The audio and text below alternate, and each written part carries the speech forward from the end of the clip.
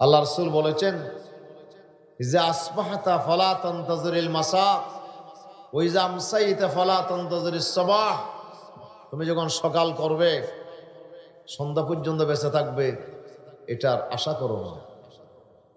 হতে পারে সন্ধ্যা আসার আগেই তোমার জানাজা হতে পারে। তুমি হয়তো ফজরে জীবিত আসো, কিন্তু জোহরে তোমার জানাজা হতে পারে, আসরে জানাজা হইতে পারে, ঠিক কিনা? সন্ধ্যা আসার আগেই তোমার তলব চিঠি চলে আসতে পারে, নোটিশ চলে আসতে পারে। রাত করেছ, সন্ধ্যা করেছ, সকালে আবার বেঁচে থাকবে তারও গ্যারান্টি নাই।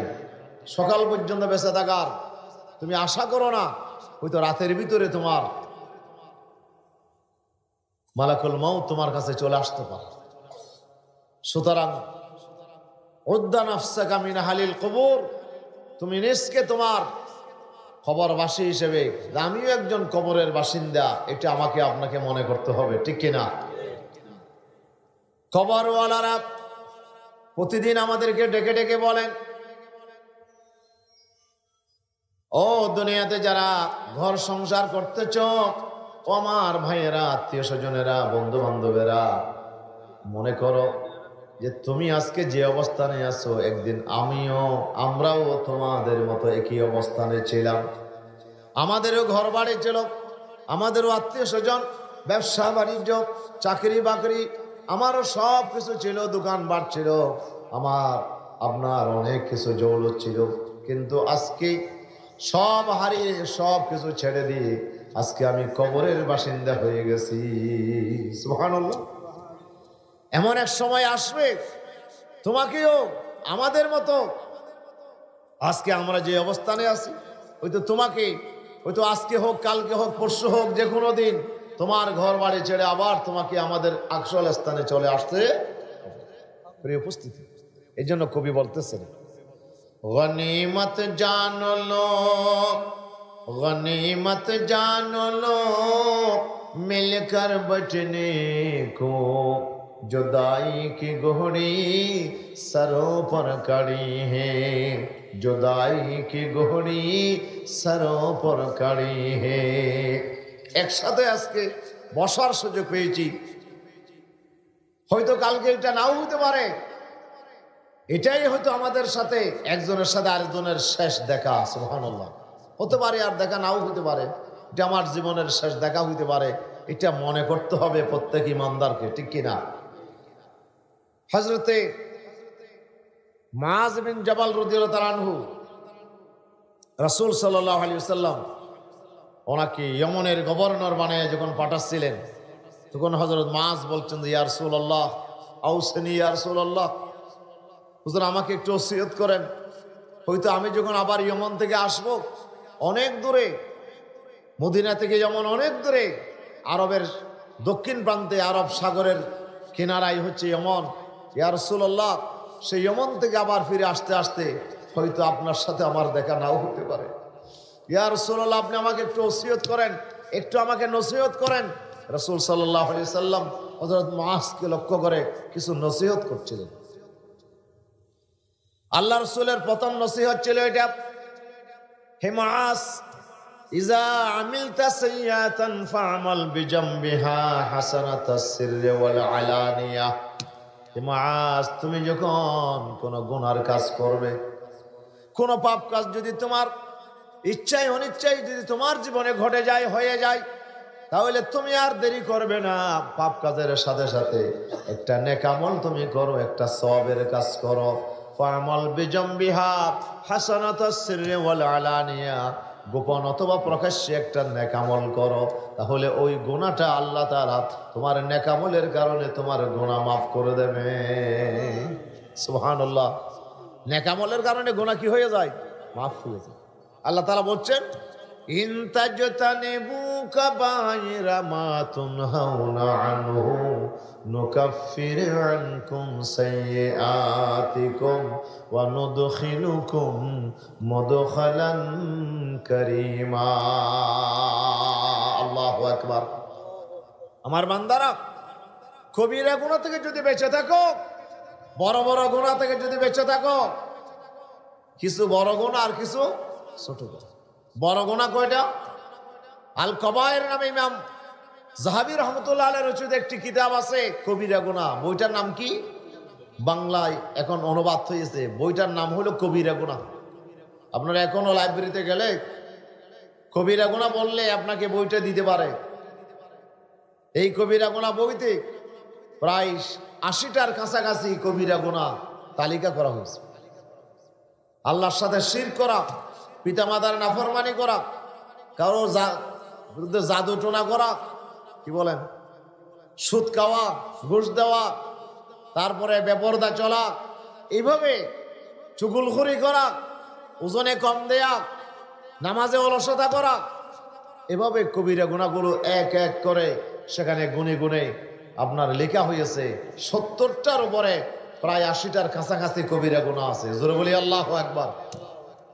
এই কবিরা গুনাহগুলো যদি কারো জীবনে ঘটে যায় তাহলে তওবা ছাড়া মাফ হবে না। কবিরা গুনাহ তওবা ছাড়া মাফ হবে না, তওবা শর্ত। আপনি যদি তওবা করেন তাহলে কবিরা গুনাহ মাফ হতে পারে, না হলেই তওবা না করলে এই গুনাহ আল্লাহ তাআলা মাফ করবেন না। কবিরা গুনাহ ছাড়া যত প্রকারের সগীরা গুনাহ আছে আল্লাহ তাআলা বলেন, বান্দা তুমি যদি কবিরা গুনাহ থেকে বেঁচে থাকো তোমার সগীরা গুনাহগুলো আমি আল্লাহ তাআলা এমনি মাফ করে দেব। সগীরা গুনাহর জন্য তওবা লাগে না, সগীরা গুনাহগুলো এমনি মাফ হয়ে যায়। কিভাবে মাফ হবে? আল্লাহ তাআলা বলেন, ইন্নাল হাসানাতি ইউযহিবুনাস সাইয়্যাত। আল্লাহু আকবার। সগীরা গুনাহ নেকামল করলে, সওয়াবের কাজ করলে সগীরা গুনাহ এমনি মাফ হয়ে যায়। সুবহানাল্লাহ।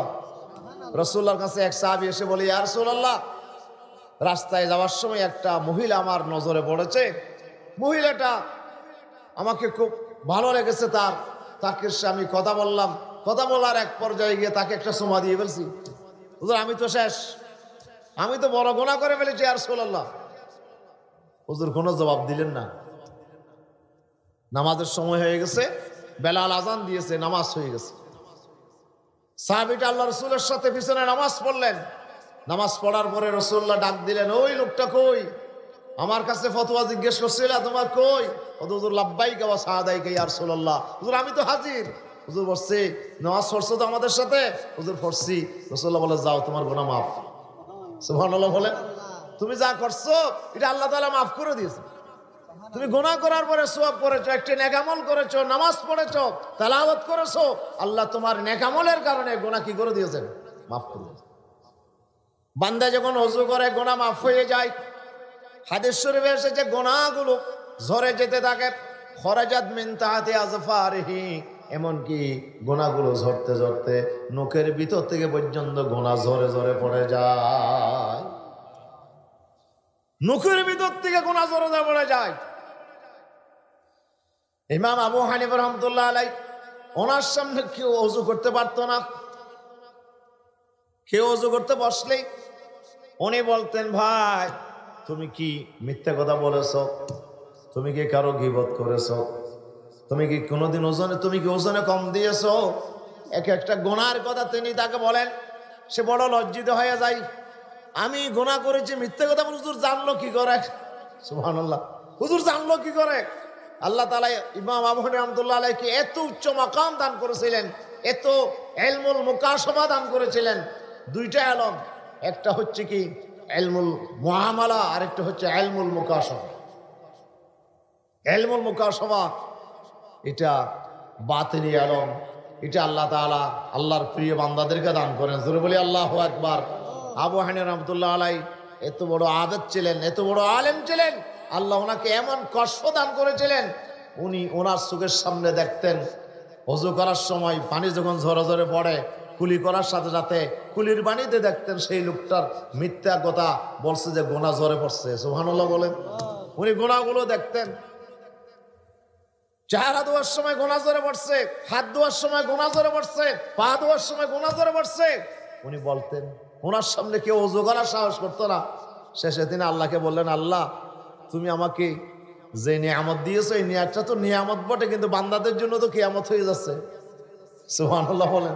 আল্লাহ তুমি আমার এই শক্তিটা একটু কমাইয়া দাও। যাক, তাহলে গুনাহ নেক আমল করলে আপনার গুনাহগুলো অটোমেটিকলি মাফ করে দেবেন কে? আর বলেন, কে মাফ করে দেবেন? আল্লাহ সুবহানাহু ওয়া তাআলা।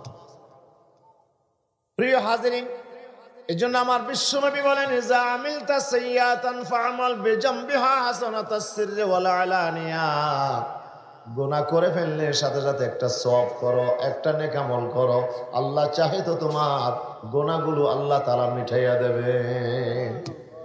এরপরে বিশ্বনবী মুআজ বলে, ইয়া রাসূলুল্লাহ ইজদিনি ইয়া রাসূলুল্লাহ, হুজুর আমাকে আরেকটু নসিহত করেন।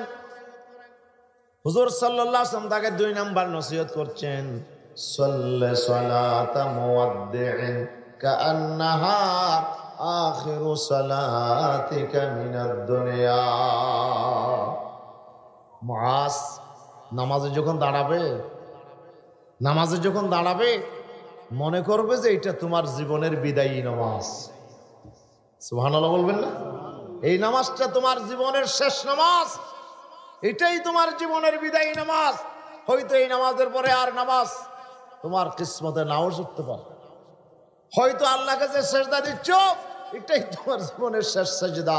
এই সেজদার পরে হয়তো আর সেজদা নাও দিতে পারো তুমি। এটা তোমার জীবনের শেষ রুকু, এটা মনে করেই তোমাকে নামাজ পড়তে হবে। অনেক আল্লাহর বান্দা সেজদায় চলে গেছেন, আছে না নাই?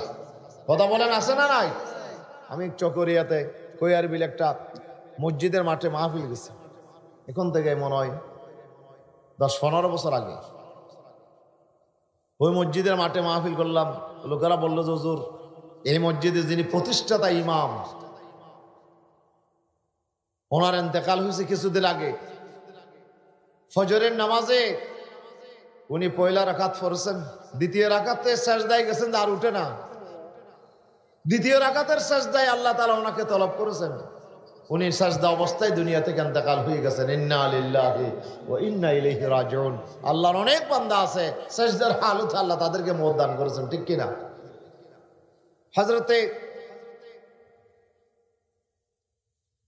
খুলনার বাগেরহাটে যে 60 গম্বুজ মসজিদ আছে,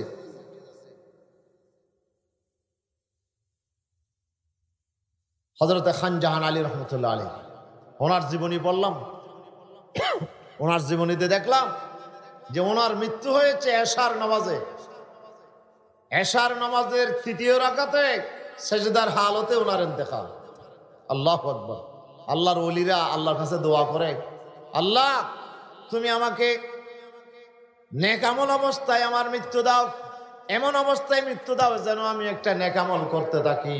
এই জন্য আল্লাহর ওলিরা দোয়া করতেন, আন্দর আদম কিসবাদান যা নম্বরে, अंदर आदम किस बदन जा नंबरी वज जहाँ बा नूरे ईमान नंबरी वज जहाँ बा नूरे ईमान नंबरी। ओ अल्लाह, দুনিয়ার কিছুই চাই না, শুধু একটা জিনিস চাই, আল্লাহ তুমি আমাকে যখন মৃত্যু দেবা আমি যেন ঈমানের হালতে, আমার যেন খাতমা বিল খায়র হয়, মৃত্যুটা যেন শেষ অবস্থাটা যেন আমার ভালো হয়। খাতমা বিল খায়র কখন হবে? কোন নেক আমল অবস্থায় যদি আপনার মওত হয়ে যায়, তেলাওয়াত অবস্থায়, নামাজ অবস্থায়, কোন একটা আমল করা, ভালো আমল করা অবস্থায় যদি আপনার মওত হয়ে যায়, তাহলে বুঝবেন যে আপনার ঈমানের হালতে মৃত্যু হয়েছে। ঈমানের হালতে কি হয়েছে? মৃত্যু হয়েছে। এই জন্য আল্লাহর কাছে দোয়া করতে হবে। রাসূল সাল্লাল্লাহু আলাইহি ওয়াসাল্লাম দোয়া করতেন, আল্লাহুম্মা জাআল খায়রা উমরি আখিরাহু। পড়েন না, আল্লাহুম্মা জাআল খায়রা উমরি আখিরাহু ওয়া খায়রা আমালি খাওয়াতিমাহু। আল্লাহ তুমি আমার জীবনের শেষ বয়সটা, শেষ অবস্থাটা তুমি ভালো বানাইয়া দাও। খায়রা উমরি আখিরাহু, আমার জীবনের সবচেয়ে উত্তম হায়াত ওইটা করো। আমার জীবনের শেষ অবস্থা যেন, আমার জীবনের শেষ মুহূর্তটা যেন সবচেয়ে উত্তম হায়াত হয়, আর আমার জীবনের শেষ আমলটা যেন ভালো আমল হয়। সুবহানাল্লাহ। বিশ্বনবী দোয়া করতেন। এই জন্য আমাদেরকেও কেঁদে কেঁদে আল্লাহর কাছে দোয়া করতে হবে, আল্লাহ তুমি আমাদেরকে ঈমানের হালতে মৃত্যু দাও। আল্লাহ যেন তৌফিক দান করেন, আমিন বলেন। আর জোরে বলি আমিন। ঈমানের হালতে যদি মৃত্যু হয়ে যায় তাহলে আপনার জীবন সফল, আপনি কামিয়াব, আপনার জীবনে আর কোনো ভয় নাই। আর যদি ঈমান ছাড়া আপনার মৃত্যু হয় তাহলে আপনার জীবন শেষ।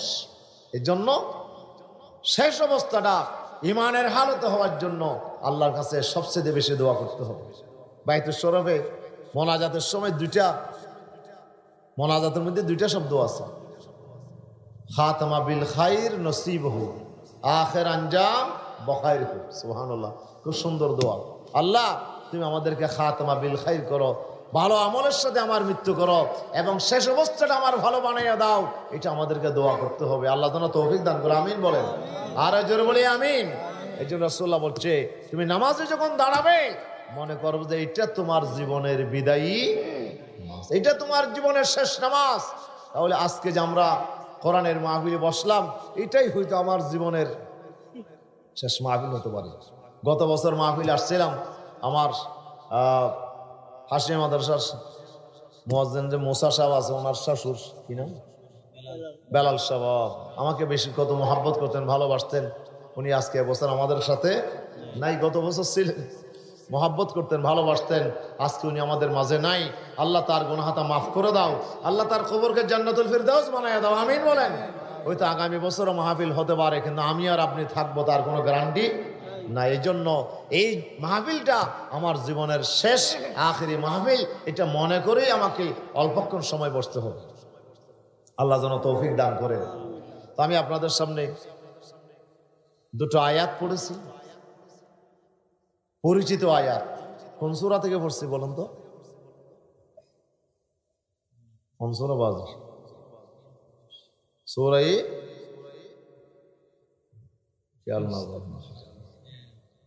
লাইলাফে। কোন সূরা? লাইলাফে বলেছিল সূরা কুরাইশ। সূরাটির নাম কি? কুরাইশ, সূরাতুল কুরাইশ। এটা সূরা লাইলাফে বলি আমরা। আল্লাহ তাআলা কোরআন মজিদে এই ছোট্ট সূরাটা নাজিল করে দেন, গুরুত্বপূর্ণ মেসেজ আল্লাহ তাআলা দিয়েছে। পড়েন সবাই, আউযু বিল্লাহি মিনাশ শাইতানির রাজিম, বিসমিল্লাহির রহমানির রহিম, লিইলাফি কুরাইশ ইলাফিহিম رحلة الشتاء والصيف فليعبدوا رب هذا البيت الذي أطعمهم من جوع وآمنهم من خوف صدق الله العظيم। এই সূরার নাম সূরা কুরাইশ। সূরা কুরাইশ। কুরাইশ হচ্ছে সাগরের একটি মাছ, যেটা মাছের রাজা, মাছের ভিতর সবচেয়ে বেশি আপনার পাওয়ারফুল, বেশি ক্ষমতাবান। আমরা বলি যে তিমি মাছ বলি, কি তিমি মাছ না, মাছের রাজা, বড় মাছ, হ্যাঁ তিমি মাছ। এরকম সাগরের বড় মাছটাকে কুরাইশ বলা। আল্লাহ রসুল যে বংশে দুনিয়াতে এসেছেন ওই বংশের নাম হইল কুরাইশ। এই বংশটা মানব জাতির ভিতরে শ্রেষ্ঠ বংশ, কুরাইশ বংশ। এই কুরাইশ বংশের একটি শাখা বনু হাশেম। বনু হাশেমের ভিতরে আমার রসুল সাল্লাল্লাহু আলাইহি ওয়াসাল্লাম দুনিয়াতে এসেছেন। আল্লাহ তাআলা বলছেন, লাকাদ জাআকুম রাসূলুম মিন আনফুসিকুম আজিজুন আলাইহি মা আনিতুম হারিস। তোমাদের কাছে এমন এক মহা পয়গম্বর এসেছে, মিন আনফুসিকুম, আরেক কিরাতে মিন আনফুসিকুম, তোমাদের ভিতর থেকে। আরেকটা কিরাত হচ্ছে মিন আনফুসিকুম, তোমাদের শ্রেষ্ঠ বংশধারার ভিতরে, শ্রেষ্ঠ বংশের ভিতরে, শ্রেষ্ঠ গোত্রের ভিতরে, শ্রেষ্ঠ আপনার জনের ভিতরে আমার পয়গম্বর দুনিয়াতে এসেছে। আল্লাহু আকবার। আল্লাহ রসুল সাল্লাল্লাহু আলাইহি ওয়াসাল্লামের আগমনটা পৃথিবীর সবচেয়ে সেরা গোত্র, শ্রেষ্ঠ গোত্র কুরাইশ গোত্রে আমার নবীর জন্ম। কথা বোঝা যায়। এই কুরাইশ গোত্র ছিল সবচেয়ে অভাবী, ওরা সবচেয়ে বেশি অভাবে ছিল। ওরা ছড়িয়ে ছিটিয়ে ছিল বিভিন্ন জায়গায়, যাযাবর জীবন যাপন করত।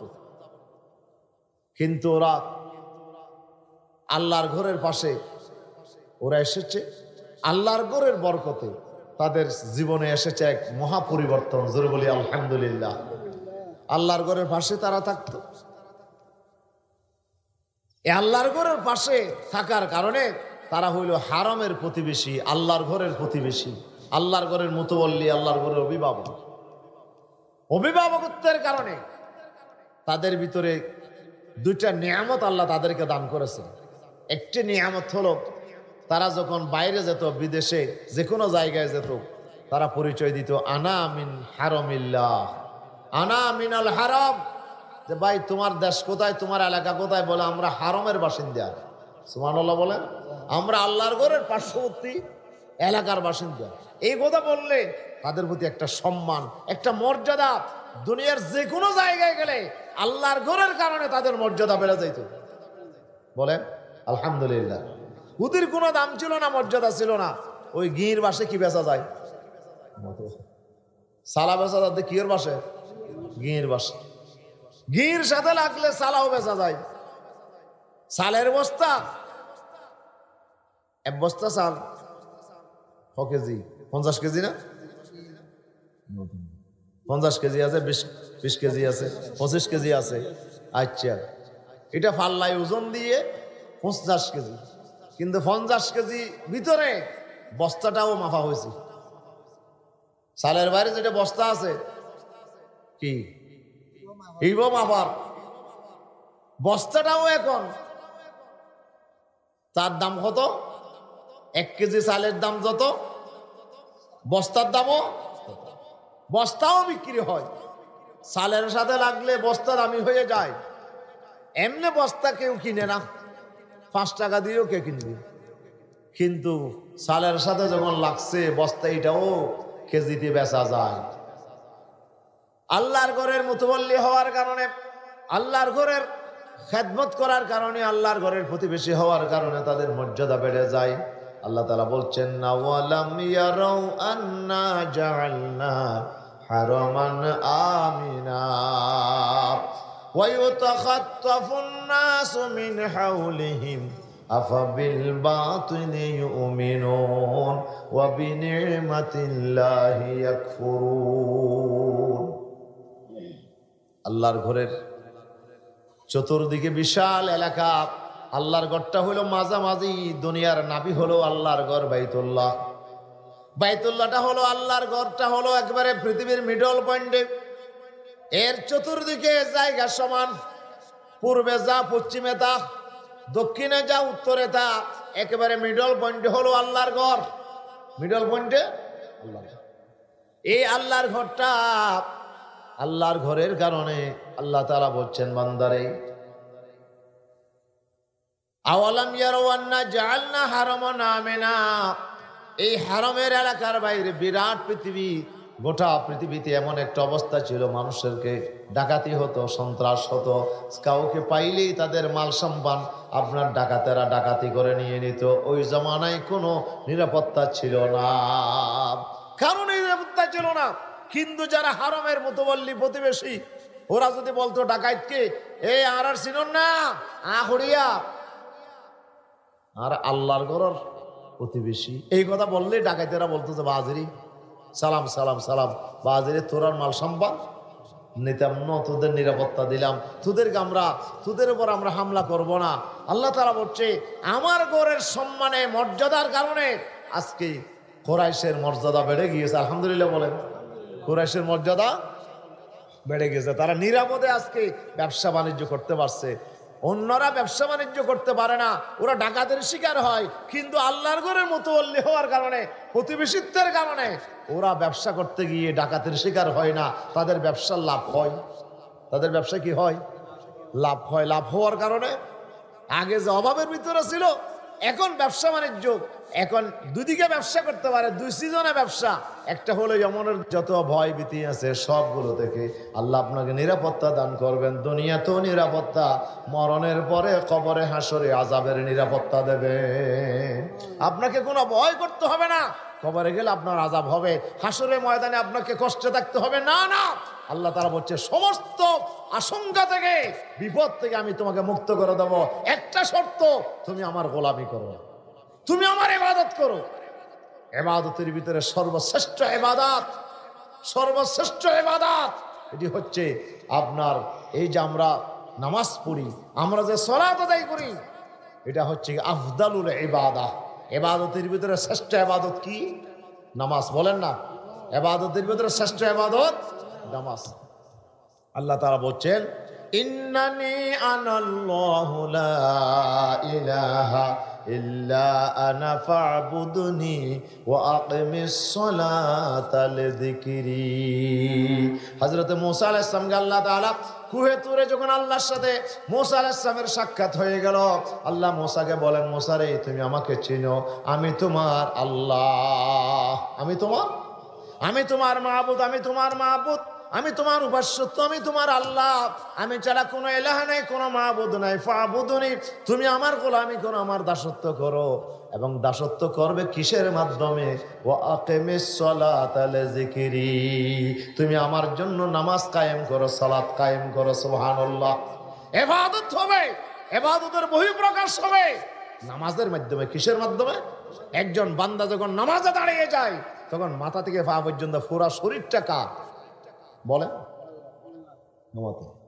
এখন পুরা শরীর কার? এখন পুরা শরীর দিয়ে আপনি আর কোনো কাজ করতে পারবেন? কিছুক্ষণ আগে চোখ দিয়ে আপনি অনেক কিছু দেখেছেন, আপনি হাত দিয়ে অনেক কিছু ধরেছেন, পা দিয়ে আপনি অনেক জায়গায় হেঁটেছেন। এখন নামাজে দাঁড়িয়ে গেছেন, এখন আর হাঁটা যাবে? বলেন। বেশ, সে কুদুরি ডাকে, রবিয়াই এখানে দরজা খুলো না, ঘরত কিও নাই, বিয়ে পারিব না, নামাজত দরজা খুলে দিব না, মরিও কেয়া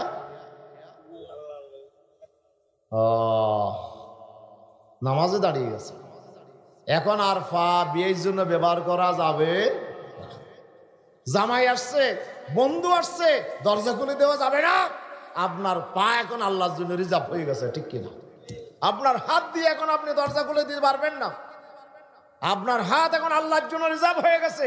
আপনার মাথা থেকে পা পর্যন্ত পুরা শরীরটা এখন আল্লাহর গোলামি হয়ে গেছে, ঠিক কিনা? নামাজের হালতে আল্লাহু আকবার বলার সাথে সাথে আপনার জন্য সমস্ত আমল এখন হারাম। চোখে আর কিছু দেখা যাবে না, চোখে দেখা যাবে না, চোখে এখন সিজদার জায়গায় দেখতে হবে। কানে আর কিছু শোনা যাবে না, কান দিয়ে শুধু আপনার নামাজের দিকে আপনার মনোযোগ নিবদ্ধ রাখতে হবে। এখন কান, চোখ, হাত, পা, সমস্ত শরীর সব আল্লাহর জন্য। এখন নামাজের নিয়ত বাঁচান, ঠিক আছে, হাতও আল্লাহর, চোখও আল্লাহর, পাও আল্লাহর, সব আল্লাহর, কিন্তু মনটা দিয়ে গেছেন, ফাটাই দিয়েছেন ব্যবসাতে। কি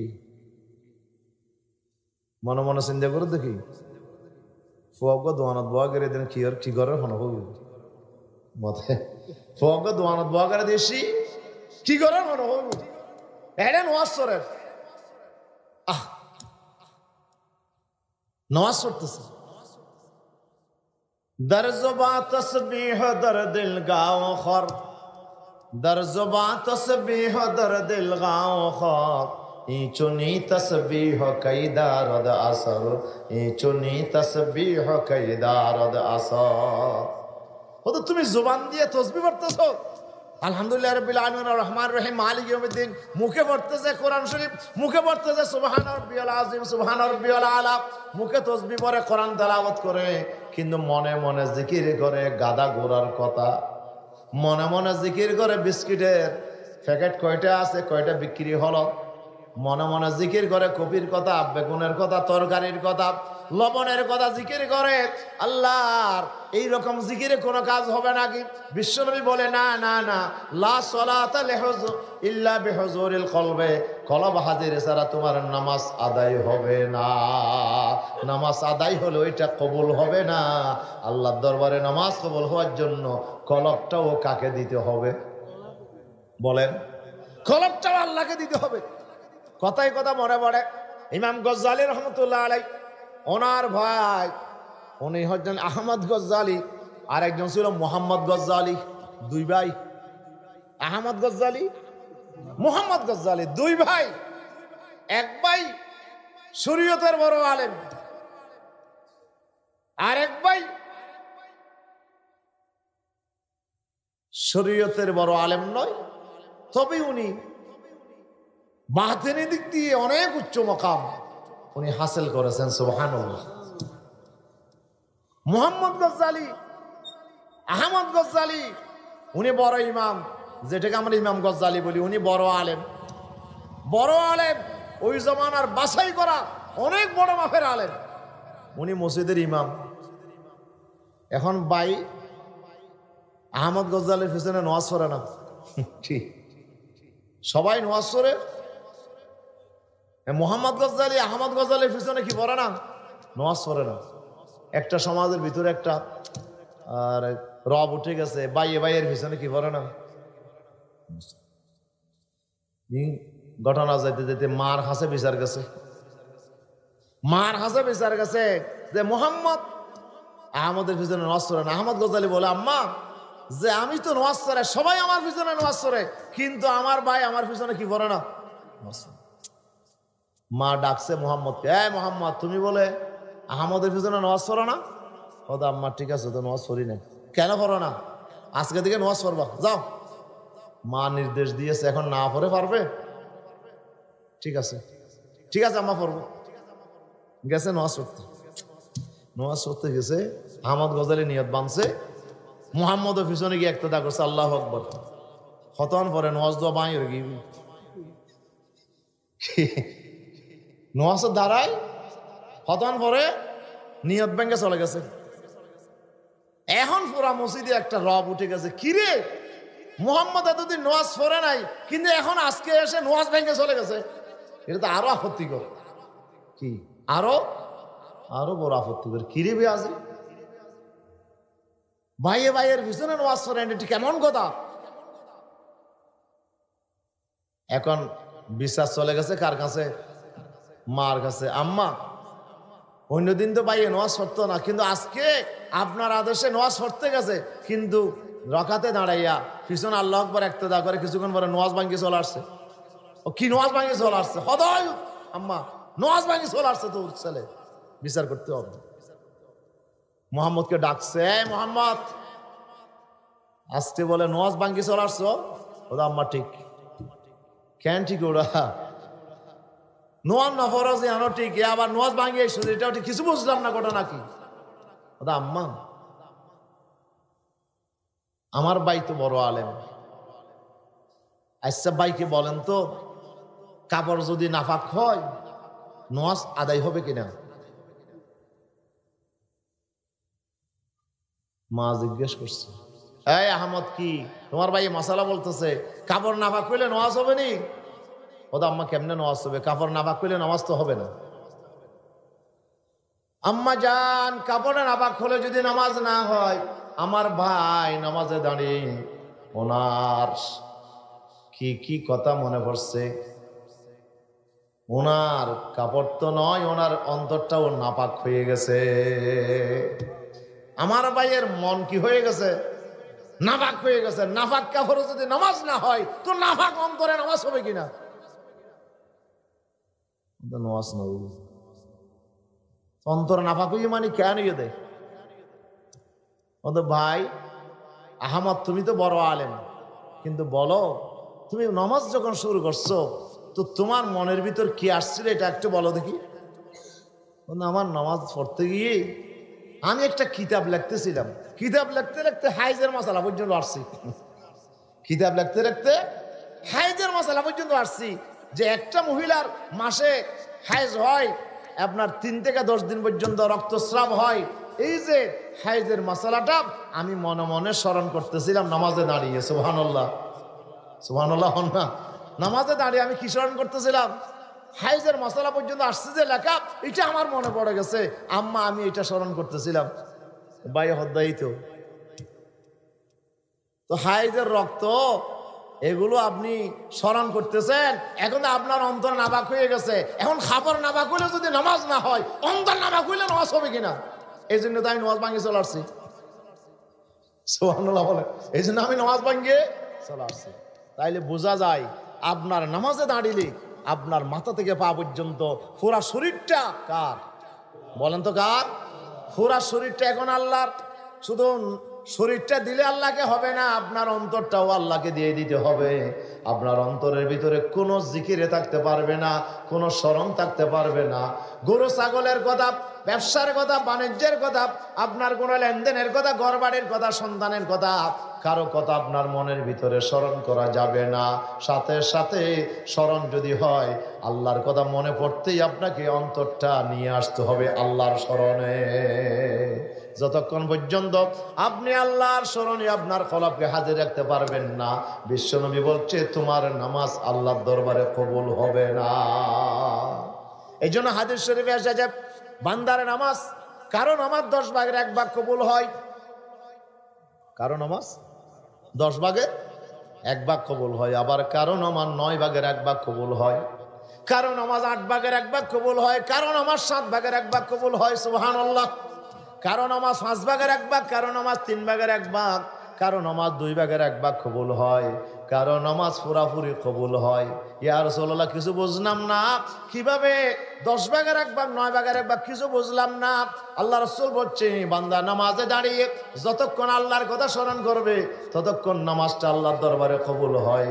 আর বান্দা যখন আল্লাহর স্মরণ বাদ দিয়ে যখন গরু ছাগলের কথা স্মরণ করে, ব্যবসার কথা স্মরণ করে, আল্লাহ তার থেকে চেহারা ফিরাই ফেলে, আল্লাহ তার থেকে চেহারা ফিরাই ফেলে।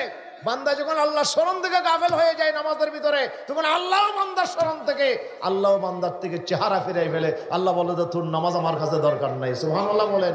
আবার যখন বান্দা অন্তর আবার ফিরে নিয়ে আসে নামাজের দিকে, তখন আল্লাহ তাআলা আবার মুতওয়াজ্জহ হয়। এইভাবে একটা নামাজের ভিতরে, 1-2 রাকাত নামাজের ভিতরে মনে করেন যে সে 10 মিনিট সময় ব্যয় করেছে, শুধু 1 মিনিট আল্লাহ জিকির করেছে, 9 মিনিট সে কি করে নাই, আল্লাহর জিকির করে নাই। 1 মিনিট শুধু আল্লাহর স্মরণ ছিল, তাহলে আপনার নামাজটা 10 ভাগের 1 ভাগ কবুল হয়েছে, বাকি 9 ভাগ আল্লাহর দরবারে কি হয় নাই, কবুল হয়নি। কথা বুঝতে পারিনি বাজ? তাহলে এবার বোঝা যায় আপনি নামাজে দাঁড়াইলে পুরা শরীরটা কার, বলেন কার? এই নামাজ আপনাকে ট্রেনিং দিচ্ছে। ফাবুদুনি ওয়া আকিমিস সালাতা লিযিকরি। আল্লাহ তাআলা ইবাদতের পরে প্রথম নামাজের কথা কেন বলেছেন? যেহেতু নামাজের মাধ্যমে আপনার মাথা থেকে পা পর্যন্ত, চুলের আগা থেকে নুকের আপনার আগা পর্যন্ত পুরা শরীরটা আপনি আল্লাহর গোলাম, এই কথা নামাজ আপনাকে শিক্ষা দেয়, নামাজ আপনাকে ট্রেনিং দেয়। এই জন্য নামাজ ছাড়া বান্দা আল্লাহর গোলাম হতে পারে না, আল্লাহর ইবাদত নামাজ ছাড়া হতে পারে না। এই নামাজ হচ্ছে আমার আল্লাহর গোলাম বানানোর জন্য, নামাজ হচ্ছে আমার জন্য সবচেয়ে বড় ট্রেনিং, সবচেয়ে বড় প্রশিক্ষণ, সবচেয়ে বড় আপনার ওয়ার্কশপ বলা যায়। এই নামাজ ছাড়া একজন বান্দা পরিপূর্ণভাবে আল্লাহর গোলাম হতে পারে। এই জন্য নামাজের মধ্যে বান্দা যখন নামাজে চলে আসে, নামাজের মধ্যে কয়েকটা কাজ করতে হয়, তার ভিতর একটি কাজ হচ্ছে বান্দাকে সেজদা করতে হয়। কি করতে হয় বলেন? সেজদা করতে হয়। সেজদা ছাড়া নামাজ আল্লাহর দরবারে কবুল হবে না। সেজদা করা ফরজ, 13 ফরজের ভিতরে 1 ফরজ সেজদা করা। সেজদার মধ্যে 8টা অঙ্গ মাটির মধ্যে লাগতে হবে। আপনার কপাল, আপনার নাক, আপনার 2 হাঁটু, আপনার 2 হাত, আপনার 2 পা, এই 8টা অঙ্গ কপাল সহ মাটিতে লাগলেই আপনার সেজদা আদায় হবে। এখন খুদুনে সেজদা যায়, ফা দুনিয়া তুলি ফেলে আছে না বাজি, হিন্দি সহিত গিয়ে ট্যাং দুনিয়া তুলি ফেলে, তোমার নামাজ হবে না, সেজদা আদায় হবে না। আর সেজদা আদায় না হলে তোর নামাজ হবে না, তোমাকে আবার নামাজ পড়ে দিতে হবে, এটা ফতোয়া। ফা দুটা তোলা যাবে না, একটা রেখেছেন আর একটা তুলে ফেলছেন, কমাস কম আদায় হবে, তবে মকরু হবে। ফা দুটা যদি তুলে ফেলেন তাহলে আপনার নামাজ আদায়, যেহেতু আপনার সিজদা আদায় হয় না, সিজদা আদায় হওয়ার জন্য আপনার 2 পা মাটিতে লাগতে হবে, 2 হাঁটু মাটিতে লাগতে হবে, 2 হাত মাটিতে লাগতে হবে, আপনার কপাল আর নাক লাগতে হবে, না হলে আপনার সিজদা আদায় হবে।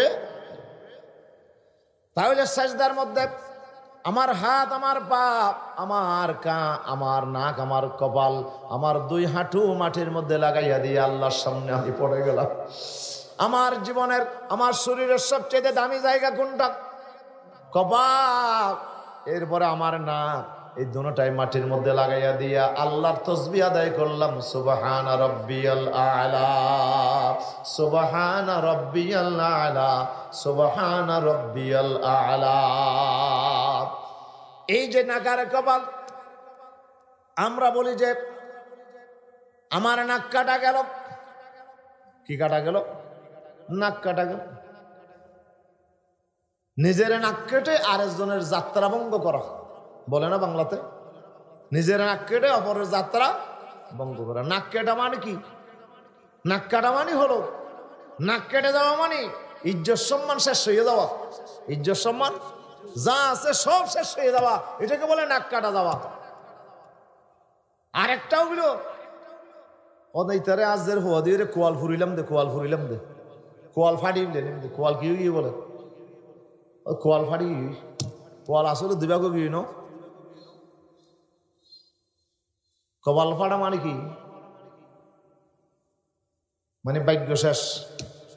হ্যাঁ, ভাগ্য হলো কি?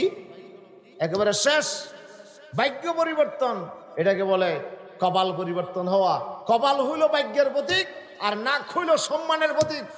আপনি সেজদার মধ্যে গিয়ে নাক আর কপাল যখন মাটিতে লাগাবেন, আল্লাহ তাআলা বলছে, বান্দা তুমি যখন তোমার নাকটা যখন আমি আল্লাহর সামনে সেজদার মধ্যে তুমি যখন মাটিতে বসা দিবা, দুনিয়ার সম্মান মর্যাদা যা ছিল সব যখন তুমি আমার জন্য বিসর্জন দিবা, আমি আল্লাহর দায়িত্ব হয়ে যাই গোটা সৃষ্টি জগতের উপরে তোমার সম্মান বাড়িয়ে দেওয়া। আর তোমার কপালটা যখন আমি আল্লাহর সামনে মাটিতে যখন তুমি আমার সামনে তুমি আপনার বিছাইয়া দিবা, আমি আল্লাহর দায়িত্ব হয়ে যাই তোমার কপালটা হলো ভাগ্যের প্রতীক। আমি আল্লাহ তোমার কিসমত খুলে দেব, তোমার ভাগ্যের দরজা খুলে দেব, তোমার রিজিকের দরজা খুলে দেব। তোমার জন্য যা দরকার আমি আল্লাহ তাআলা দুনিয়া আখিরাতে আমার নিয়ামতের দরজা তোমার জন্য খুলে দেব। প্রিয় হাজরিন, এই জন্য নামাজ ছাড়া আল্লাহর বান্দা আল্লাহর কাছে নাজাত পেতে পারে না, আল্লাহর রহমত পেতে পারে না, নিয়ামত পেতে পারে না। এই নামাজ হচ্ছে আল্লাহর ইবাদতের মূল ইবাদত। আপনার সবচেয়ে গুরুত্বপূর্ণ শ্রেষ্ঠ ইবাদত হইল নামাজ, ঠিক কিনা? শ্রেষ্ঠ ইবাদত হইল নামাজ। এই নামাজ আপনি পড়বেন, আল্লাহ তাআলা আপনার জন্য দুটো নিয়ামত ব্যবস্থা করে দেবেন। একটি হলো আপনাকে অভাবমুক্ত একটা জীবন দেবেন, এরপরে আল্লাহ তাআলা আপনার জন্য নিরাপত্তার ব্যবস্থা করে দেবেন। দুনিয়া আখিরাতে আপনাকে আল্লাহ সমস্ত আযাব থেকে, কষ্ট থেকে, দুঃখ থেকে, মুসিবত থেকে আল্লাহ আপনাকে নিরাপত্তা দান করবেন। আলহামদুলিল্লাহ বলেন। তাহলে নামাজের দরকার আছে না নাই? কথা বলেন। নামাজ, এই নামাজ পড়ার জন্য আল্লাহ তাআলা একটা জায়গা আমাদের জন্য করেছেন, সেটা কি? এটা হলো মসজিদ। এবং সারা দুনিয়াকে আল্লাহ আমার জন্য মসজিদ বানিয়ে দিয়েছেন নবীর উসিলায়। আলহামদুলিল্লাহ বলেন। ওয়াজুইলাত লিয়াল আরদু কুল্লুহা মাসজিদান ওয়া তাহুরা, রাসূলুল্লাহ বলেন গোটা পৃথিবীকে আল্লাহ আমার জন্য মসজিদ বানিয়ে দিয়েছেন। আলহামদুলিল্লাহ। আল্লাহ যেখানে আপনার নামাজের সময় হয়ে যাবে, তাহলে আপনাকে এই পৃথিবীর যে কোনো একটা পবিত্র জায়গায় আপনাকে সেজদা দিতে হবে। এই জায়গাটা আপনাকে আল্লাহ আপনার জন্য মসজিদ বানিয়ে দিয়েছেন। আলহামদুলিল্লাহ বলেন। তাহলে মসজিদ ছাড়া কোথাও নামাজ পড়া যায় না। একটা ছোট্ট মসজিদ অথবা বড় মসজিদ, যেটাই হোক, এই মসজিদে আপনাকে নামাজ পড়তে হবে, এই মসজিদে আপনাকে নামাজ আদায় করতে হবে। এই মসজিদটা হচ্ছে, এই জন্য আল্লাহর কাছে সবচেয়ে প্রিয় বান্দা হলো যে মানুষটা আল্লাহর ইবাদত করে, সে হলো আল্লাহর কাছে শ্রেষ্ঠ বান্দা। আর যে জায়গায় আল্লাহর ইবাদত হয়, এটা হলো পৃথিবীর মধ্যে সর্বশ্রেষ্ঠ জায়গা। প্রিয় উপস্থিতি, এই জন্য আমি আমার কথা আর দীর্ঘ করব না। একটা মেসেজ শুধু আমি আপনাদের কাছে তুলে ধরতে চাই, সেটি হচ্ছে আল্লাহর ইবাদত যদি আপনি করেন, নামাজ যদি আপনি পড়েন, তাহলে আপনার জন্য কয়টা নিয়ামত আছে বলেন তো? দুটা নিয়ামত আল্লাহ তাআলা আপনার জন্য রেখে দিয়েছেন। এই জন্য আমার আল্লাহ তাআলা বলেন, আওয়ালাম ইয়ারাউ আন্নাস সামাওয়াতি ওয়াল আরদা কানাতা রাতকা। আওয়ালাম ইয়ারাল্লাযীনা কাফারু আন্নাস সামাওয়াতি ওয়াল আরদা কানাতা রাতকান ফাফাতাকনাহুমা। আল্লাহ রাব্বুল আলামিন বলেন, কাফেররা কি দেখে নাই আসমান আর জমিনকে আমি আল্লাহ তাআলা প্রথমে রাতকা, এই আসমান আর জমিন দুটোটা ছিল লাগানো, আমি আল্লাহ তাআলা ফাফাতাকনাহুমা, এই জমিন আর আসমানকে আমি আল্লাহ তাআলা ফরক করে দিয়েছি। সুবহানাল্লাহ। এটা প্রথমে লাগানো ছিল, প্রথমে আসমান আর জমিন একটা বাস ছিল, উপরে আসমান নিচে জমিন, একটা বাস ছিল, একটা আলাদা ছিল না। আল্লাহ বলে যে ফাকানাতা রাতকান ফাফাতাকনাহুমা, এটাকে আমি আসমান আর জমিনকে মাঝখানে আমি ফরক করে দিয়েছি, আসমানকে উপরে তুলে নিয়েছি, জমিনকে নিচে বিছাইয়া দিয়েছি। সুবহানাল্লাহ। একটা তাফসীর। আরেকটা তাফসীর হলো কানাতা রাতকা, আসমান আর জমিন দুটোটা বাজা ছিল, বাজা কি দুটোটা বাজানো, বুঝুন হল্লা, বাজা বুঝুন না, বাজা বাজা গরু বাজা গাই করো নছিন বাজা মাইব বিয়া করছে বহুত বছর কিন্তু ফোয়াশা নরিবের নাম কি বাজা। বিয়ে করছে বাচ্চা নাই, গাবি কিনছেন কিন্তু বাচ্চা দেয় না, বাজা করুক। আল্লাহ তাআলা বলেন কানতা রতকাব, আসমান আর জমিন দুটোটা বাজা ছিল, বন্দা ছিল। ফাফাতাকনাহুমা, আমি আল্লাহ তাআলা আসমান আর জমিনকে আমি সুজলা সুফলা করেছি, আমি আল্লাহ তাআলা উপকারী বানাই দিয়েছি। জোরে বলি আল্লাহু আকবার। তাফসিরে এসেছে প্রথম যখন আল্লাহ তাআলা এই জমিনে, যখন আল্লাহর বান্দা আল্লাহর ঘর তৈরি হওয়ার পরে যখন আল্লাহর বান্দা এই মসজিদে বসে যখন আল্লাহর সেজদা দিল, সেজদা দেওয়ার সাথে সাথে আল্লাহ রাব্বুল আলামিন আসমান আর জমিনের বন্দাত্ব আল্লাহ দূর করে দিলেন। এতদিন পর্যন্ত আসমান থেকে আপনার কোনো বৃষ্টির ফোঁটা বর্ষণ হয় নাই, আসমান থেকে জমিনে বৃষ্টি পড়ে নাই। যেদিন আল্লাহর জমিনে সেজদা পড়েছে আল্লাহর সামনে, সেদিন আল্লাহ তাআলা আসমান থেকে আল্লাহ বৃষ্টি বর্ষণ করলেন। সুবহানাল্লাহ বলে বৃষ্টি বর্ষণ করে আল্লাহ মরা জমিনকে জিন্দা করে দিলেন। আর এই জিন্দা জমিন থেকে আল্লাহ তাআলা ফল ফ্রুট, আল্লাহ তাআলা গাছপালা তরুলতা এই জমিন আল্লাহ তাআলা উৎপাদন করলেন। এই জমিনটা বাঁচা ছিল, এই জমিনে কোনো উৎপাদন ছিল না। সিজদার কারণে, আল্লাহর ইবাদতের কারণে আল্লাহ তাআলা জমিনের বন্দাত্ব দূর করে দিয়ে এই জমিনকে আল্লাহ তাআলা অত্যন্ত উপকারী উৎপন্ন ফসল দিয়ে আল্লাহ তাআলা ভরে দিয়েছেন। আল্লাহু আকবার। আজকের মানুষ যে জমিনে বেঁচে আছে, যদি এই জমিনে উৎপাদন না হইতো, ফসল না হইতো, মানুষ কি বাঁচত? মতকে বাঁচত? মানুষ কি বাঁচত? তাহলে জমিনের মানুষ বেঁচে আছে কি কারণে? সিজদার কারণে। আল্লাহর বান্দারা সিজদা দিচ্ছে বলেই এই জমিনে আল্লাহ তাআলা বৃষ্টি বর্ষণ করে, এই জমিনে ফসল হয়, এই জমিনে উৎপাদন হয়। আর আজকে নাস্তিকেরা বলে বাংলাদেশে নাকি মসজিদগুলো সব বাংলাদেশকে অনেক গরিব বানিয়ে দিয়েছে, ওদের মসজিদগুলো যদি ইন্ডাস্ট্রি হইতো বাংলাদেশ নাকি বেশি উন্নত হইতো। আরে ডর করি হন্না নাউজুবিল্লাহ, আরো বড় করে হন্না নাউজুবিল্লাহ। এই নাস্তিকের দল ওরা মনে করছে মসজিদের জায়গাগুলো এমনি আপনার ব্যর্থ হয়ে গেছে, জায়গাগুলো ইন্ডাস্ট্রি হলে, এখানে আপনার বিল্ডিং হলে দেশটা কি বেশি ডেভেলপ হইতো। আল্লাহ বলে যে জমিন যা আছে শেষ করে দিতাম, এই জমিনে যদি আমার দরবারে সিজদা না পড়ে, আমি আল্লাহর কুদরতের সামনে যদি বান্দা সিজদা না দেয়, জমিনে বৃষ্টি বন্ধ করে দেব, উৎপাদন বন্ধ করে দেব, এই জমিনে দুর্ভিক্ষ নেমে আসবে, এই জমিনের মানুষ বসবাস করতে পারবে না। ঠিক কিনা বলেন না? তাহলে এই জমিনে মানুষ বেঁচে থাকতে হলে কি দিতে হবে? কথা বলেন, কি দিতে হবে? আল্লাহকে সিজদা দিতে হবে। এই ঘরের দরকার আছে। এই মসজিদ যদি হয়, মসজিদে যখন আল্লাহর বান্দারা নামাজ পড়ে সিজদা দেয়, তখন আল্লাহ তাআলা আকাশের দরজা খুলে দেয়, আকাশ থেকে রহমতের বৃষ্টি বর্ষণ হয়। এই জমিন থেকে আল্লাহ তাআলা বিভিন্ন প্রকারের ফল ফ্রুট, আল্লাহ তাআলা গাছপালা তরুলতা, এখান থেকে আল্লাহ তাআলা ফসল উৎপন্ন করে দেয়। মানুষের জন্য আল্লাহ নিয়ামতের ব্যবস্থা করে দেয়, রিজিকের দরজা আল্লাহ খুলে দেয়। আলহামদুলিল্লাহ বলেন না? তাহলে যেই জমিনে মসজিদ আছে সেই জমিনে আল্লাহর বরকত আছে। কথা বলে। আর যে জমিনে মসজিদ নাই সেখানে আল্লাহর বরকত, আল্লাহ তাআলা বরকত থেকে শূন্য করে দেন। এই জন্য আজকে যে আব্দুল হাই মসজিদ, এটার দরকার আছে না বাজে? নবাতনগা বাজে দরকার আছে না? এই এলাকায় যে একটা মসজিদ হলো, এই মসজিদে আমরা যে ইবাদত করছি, এই ইবাদত করার কারণে আল্লাহর দরবারে যখন আল্লাহর গোলামেরা সিজদা দেয়, তখন আল্লাহ তাআলার রহমতের বৃষ্টি বর্ষণ হয়। এই জমিন আল্লাহ তাআলা নিয়ামত আল্লাহ তাআলা ভরপুর করে দেয়। আজকের নিয়ামত, আজকে যে আমরা সুখে আছি, আমরা আজকে আমরা এত আরামে আছি, তার মূল কারণ হচ্ছে মসজিদ, তার মূল কারণ হচ্ছে সেজদা, তার মূল কারণ হচ্ছে সালাত, তার মূল কারণ হচ্ছে নামাজ। এই নামাজ আছে বলে, সিজদা আছে বলে, মসজিদ আছে বলে আমরা এখনো বেঁচে আছি। না হইলে এক্ষুনি আল্লাহর গজব এই জমিনে নাজেল হবে। ঠিক কিনা? প্রিয় উপস্থিতির জন্য আসুন, এই যে মসজিদ আছে বলে আমরা এখনো বেঁচে আছি, এই মসজিদকে আমাদের জীবন দিয়ে, আমাদের টাকা দিয়ে, আমাদের পয়সা দিয়ে, আমাদের সবকিছু দিয়ে এই মসজিদকে আমাদের গড়তে হবে, মসজিদ বানাতে হবে, মসজিদকে আবাদ রাখতে হবে, মসজিদকে উন্নত করতে হবে, মসজিদের সেবা যত্ন আমাদের করতে হবে। তাহলে আমরা হব আল্লাহর সবচেয়ে প্রিয় বান্দা। এই জন্য বিশ্বনবী কি বলে? ক্বালান নবিয়্যু, জোরে বলি সাল্লাল্লাহু আলাইহি ওয়াসাল্লাম, ইযা রাআইতুমুর রাজুলা ইয়াতাআহাদুল মাসজিদা ফাশহাদু লাহু বিল ঈমান। রাসূলুল্লাহ বলছে, তোমরা যদি আল্লাহর কোন বান্দাকে দেখো, সেই বান্দা মসজিদের সেবা যত্ন করছে, মসজিদের খবরগিরি করছে, মসজিদের যত্ন নিচ্ছে, মসজিদের জন্য খুব বেশি তার ত্যাগ কুরবানি পেশ করছে, মসজিদে আবাদ রাখছে, মসজিদে এসে নামাজ পড়ছে, মসজিদে যা দরকার সেবা যত্ন করছে।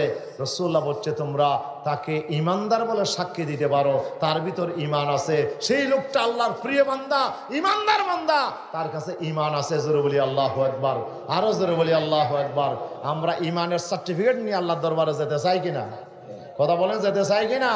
যদি ইমানদার হিসেবে আল্লাহর দরবারে যেতে চাই তাহলে মসজিদের সাথে সম্পর্ক করা ছাড়া বিকল্প রাস্তা নাই। মসজিদের সাথে আমাদের সম্পর্ক বাড়াইতে হবে, মসজিদের সাথে ওঠা বসা, মসজিদের খবরাখবর, মসজিদের যত্ন, মসজিদে ইবাদত, এগুলো আমাদেরকে করতে হবে। তাহলে আল্লাহর রাসূল বলছে তুমি ইমানদার হিসেবে আল্লাহর কাছে সার্টিফিকেট প্রাপ্ত হবে, আল্লাহ তোমাকে ইমানদার হিসেবে কবুল করবেন। আর ইমান নিয়ে যেতে পারলেই তো আমাদের জীবন সফল। আসুন প্রিয় উপস্থিতি, আমি আর কথা না বাড়িয়ে আপনাদের কাছে আমি যেই মেসেজটা দিতে চাই যে এখন দরকার আমরা যেন মসজিদের জন্য বেশি আমরা যেন যত্নশীল হই। আল্লাহর প্রিয় রসুলের সাহাবী, আল্লাহ রসুল যখন মসজিদে নববী নির্মাণ করছিলেন তখন আল্লাহ রসুলের একজন সাহাবী মসজিদের কাজে বেশি পরিমাণে কষ্ট করতেছে। তার নাম হচ্ছে আম্মার বিন ইয়াসির রাদিয়াল্লাহু তাআলা আনহু। সুবহানাল্লাহ বলেন। আম্মার বিন ইয়াসির আনহু, আল্লাহর নবী যখন মসজিদে নববী নির্মাণ করছে, অন্য সাহাবী ইট একটা আনলে, পাথর একটা আনলে উনি দুইটা আনে, অন্যজনে গাছ একটা আনলে উনি দুইটা আনে, এভাবে করে ডবল ডবল ডবল ডবল উনি মসজিদে নববীর নির্মাণে কাজ করতেছে। আল্লাহ তাআলা জিবরাইলকে পাঠালেন। জিবরাইল এসে বলে, ইয়া রাসূলুল্লাহ সাল্লাল্লাহু আলাইহি ওয়াসাল্লাম, আল্লাহ তাআলা আমাকে পাঠিয়েছেন একটা গুরুত্বপূর্ণ খবর নিয়ে। ও জিবরাইল, তুমি কি খবর নিয়ে আসছো? বলে, ইয়া রাসূলুল্লাহ, আমি একটা গুরুত্বপূর্ণ মেসেজ নিয়ে আসছি। আল্লাহ আমাকে পাঠিয়েছেন আপনার সাহাবী হযরত আম্মার, উনি যে মসজিদের জন্য বেশি কষ্ট করতেছে, আল্লাহ শাহজিম থেকে আল্লাহ ওনার এই আমল দেখে আল্লাহ বেশি খুশি হয়ে গেছে। সুবহানাল্লাহ। আল্লাহ আমাকে পাঠিয়েছেন একটা সুসংবাদ দেওয়ার জন্য। জিবরাইল, তুমি কি সুসংবাদ নিয়ে এসেছো? ইয়া রাসূলুল্লাহ, ইয়া হাবিবাল্লাহ, আমি একটা সুসংবাদ নিয়ে এসেছি। আমার আল্লাহ তাআলা আপনাকে জানাতে বলেছেন আম্মারের জন্য আল্লাহ তাআলা শাহাদাতের মওত রেখে দিয়েছেন। আম্মার কি হবে? শহীদ হবে। কি হবে? শহীদ হবে। শহীদ হওয়া মানে জীবন সফল।